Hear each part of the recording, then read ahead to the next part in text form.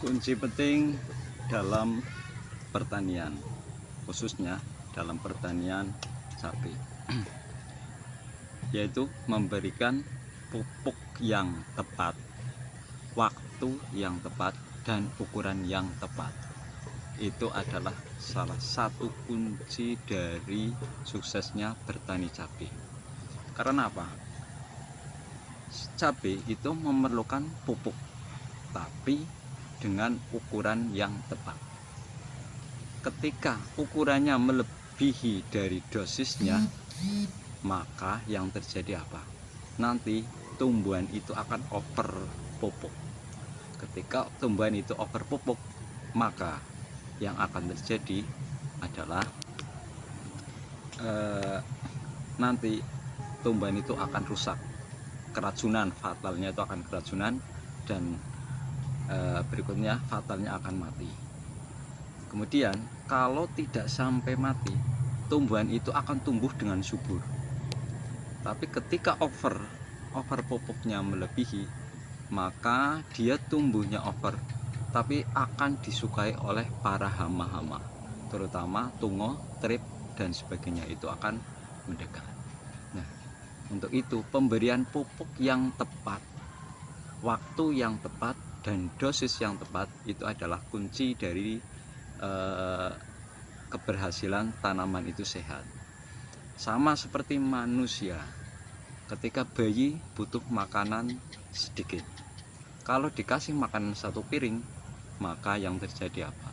Bayi itu akan over dan malah akan mengakibatkan bahaya bagi anak tersebut.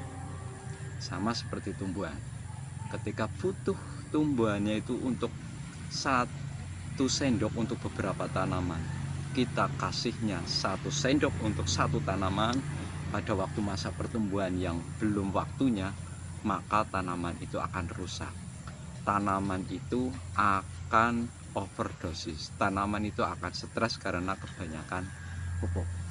Yang kedua, berikutnya, ketika tanah itu kebanyakan pupuk, maka pH itu juga akan turun, karena pupuk itu rata-rata kondisinya pH-nya lemah, tanah itu akan dingin.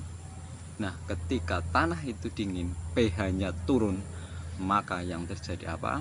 Yang terjadi adalah tanahnya akan pH-nya rendah, sehingga akar itu tidak bisa tumbuh berkembang dengan baik, sehingga apa? Penyebabnya malah tumbuhan bisa akan menjadi kerdil.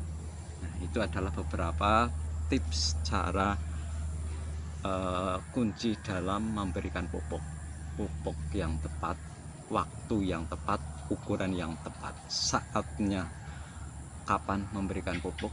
Nah, itu harus kita pelajari bersama. Untuk para petani, ayo petani-petani muda Indonesia, majulah, perkembangkanlah petani Indonesia. Ini adalah tanaman lobokku yang sudah memasuki usia sekitar 2 bulan lebih atau 80 harian, dan ini sudah mulai petik, dan alhamdulillah sehat-sehat tanamannya, kawan-kawan. Nih, coba kita lihat